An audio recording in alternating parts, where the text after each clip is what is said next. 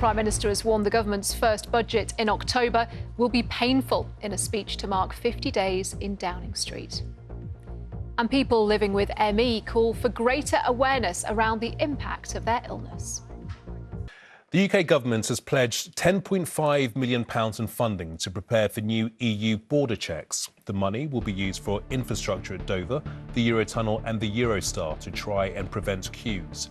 Measures are being introduced ahead of the EU's new digital system where non-EU travellers will need to register at the border with fingerprints and a photograph. A statue of Agatha Christie in Torquay won't be unveiled until 2025 after the discovery of some unexpected pipes and cables. The big reveal was due to take place in September and... Don't worry, we got food. A waddling of more than 80 ducks was rescued after the animals were found wandering across a road in Upfield in East Sussex. Wildlife rescuers were called to the scene and the group gently guided to a nearby pond. Police in Stoke Newington have uncovered over £55 million, which was laundered via Chinese underground banking between February 2020 and June 2023. A group of 3 men and 1 woman were sentenced last Monday at Snaresbrook Crown Court for a range of money laundering offences. A quick look at some other news now, and a man has been charged with the murder of bus driver Derek Thomas in North London. It followed a manhunt that ended with the suspect being found at Notting Hill Carnival and arrested. The Metropolitan Police had been trying to locate Kamal Williams from the Isle of Dogs in connection with the fatal stabbing in Stoke Newington last month. The former Paralympian Tanni Grey-Thompson has said she was forced to crawl off a train arriving at King's Cross last night because there were no staff. She said she'd initially booked assistance to help her off the 7:15 service from Leeds, but missed it and travelled 30 minutes later. Operator LNER said it's investigating what happened.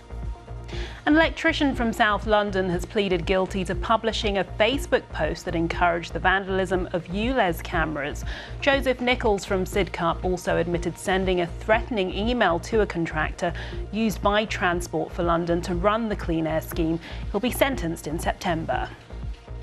And a man from Sidcup has admitted posting messages on Facebook encouraging people to damage ULEZ cameras at Woolwich Crown Court today. Joseph Nichols, who's 43, also pleaded guilty to sending a threatening email to a company which provides ULEZ cameras. He'll be sentenced in September. Now, the former glamour model Katy Price today lashed out at the press at her bankruptcy hearing in central London.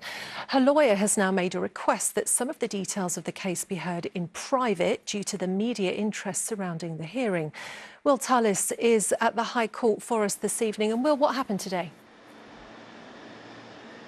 Yeah, so essentially Katy Price has now agreed to a private interview with bankruptcy barristers. That'll take place next month, and essentially the judge here today said that if nothing's resolved after that, she'll then have to turn up to another hearing here in February next year. Well, as you say, this all relates to a series of bankruptcies. She was first declared bankrupt back in 2019 and was then declared bankrupt a second time in March of this year. That case related to an unpaid tax bill of around £750,000. You may also remember that earlier this month she was actually arrested at Heathrow Airport while returning from holiday. That was because she didn't turn up to another one of these bankruptcy hearings. Well, the judge said then after that she'd be arrested again if she didn't turn up to this hearing today. He said no ifs, no buts, no holidays were his exact words. Well, she did turn up today, and as you can imagine, Yasmin, there was a lot of media interest in this case. Katy Price is obviously one of the best-known TV personalities in the country. She's had a string of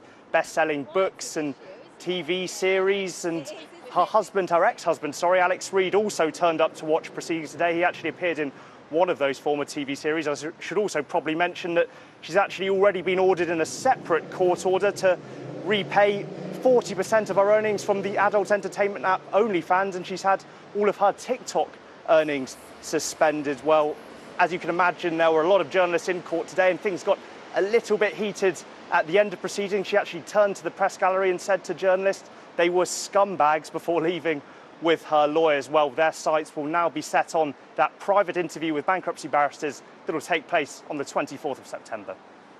OK, Will, thank you very much.